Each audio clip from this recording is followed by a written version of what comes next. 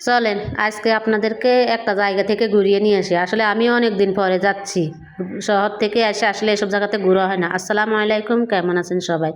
আজকে একটু শহরে যাব ঘুরতে। আসলে ঈদের দিন তেমন একটা বের হওয়া হয় না, তারপরও সময় বের করে নিয়েছি একটু ঘুরতে যাওয়ার জন্যে। তো বাড়িতে সবাই মিলে রেডি হচ্ছে। আসলে আমার শাশুড়ির বাড়ির বেশ অর্ধেক মানুষ, মানে ননদের বাচ্চা টাচ্চা সবাইকে নিয়ে একটু বের হব। সবাই মিলে রেডি হচ্ছে, তো ভাবছি বের হব যখন তখন একটা ভিডিও করে নিই, আসলে স্মৃতি হিসাবে রাখা যাবে। সবসময় তো এরকম একসাথে থাকা হয় না। তো আর কি, সবাই রেডি হয়ে বের হয়ে গেল।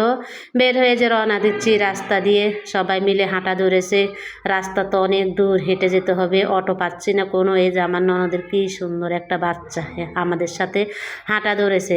হাঁটতে হাঁটতে একটা অটো পেয়ে গেলাম। আমরা 4-5 জন একটা অটোতে উঠেছি, আর 3-4 জন পিছন দিয়ে হেঁটে হেঁটে আসতেছি। আমরা এসে একটা দোকানের পাশে দাঁড়িয়ে আছি, আমার ছেলেদের জন্য অপেক্ষা করতেছি। আসলে এই যে অপেক্ষা করতে করতে গাড়ি নিয়ে চলে আসলাম সে শহর এলাকাতে, যেখানে অনেক সয়াবিন, তারপরে খেসারির ডাল, হেলন, অনেক কিছু হয়। মানে এসব জায়গাতে কিন্তু কি অনেক ফসল ফলাদি হয়। এই দেখুন, আমরা আমার ননদের বাড়ির পাশে চলে আসলাম। এই যে ডাকাতিয়া নদী, নদীর পাশে আমরা সবাই অপেক্ষা করতেছি। আমার ননদেরা গাড়ির বিল পরিশোধ করতেছে, আর এখান দিয়ে আমি একটু ভিডিও নিয়ে নিচ্ছি। আর দেখতেছি যে জোয়ার চলে আসছে, তাই সে জোয়ারের একটু ভিডিও নিয়ে নিচ্ছি। আসলে আমরা যখন যাইতেছি তখন দেখছি অনেকটাই জোয়ার চলে আসছে, মানে এখন আসতেছে। এই পুরো জায়গাটা কিন্তু কি পানিতে ভরে যাবে, জোয়ার কেবল আসা শুরু হয়েছে। তো এই জোয়ার আসাতে আমরা এই জোয়ার দিয়ে কিন্তু কি চলে যাব। এখান দিয়ে আমাদের জন্য নৌকা এসে হাজির হয়ে গেছে। এই যে সবাই উঠতেছে নৌকাতে। আসলে এরকম জোয়ারের পানিতে আমরা কিন্তু কি কখনো উঠি নাই। আসলে এই নৌকাতে উঠে আমরা যে এমন ভয় পেয়েছি, মানে ভয় পাওয়ারও কারণ আছে, যে আমরা নৌকাতে উঠেছি আর জোয়ারও দেখা দিয়েছে।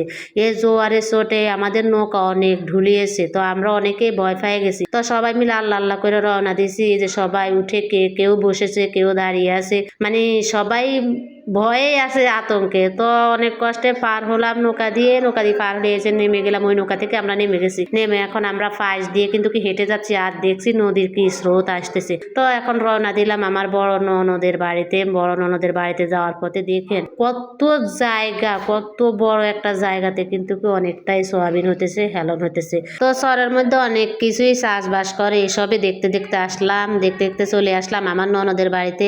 ননদের বাড়িতে আসার সাথে সাথে আমার ননদের ছেলেরা কিন্তু কি অনেকগুলা ডাব পেড়ে নিয়েছে খাওয়ানোর জন্য। তো ডাব কেটে নেওয়া হয়ে গেছে, সবাই পানি খেয়ে নিয়েছি। সেদিন আমরা থেকে গেছি। তারপরের দিন আমার ননদের ছেলে নিয়ে আসলো একটা বড় বাইং মাছ।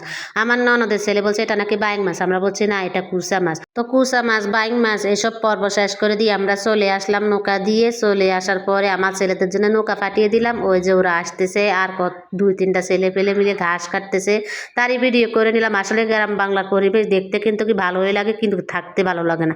তো ভিডিওটা কেমন হয়েছে অবশ্যই জানাবেন। আল্লাহ হাফেজ।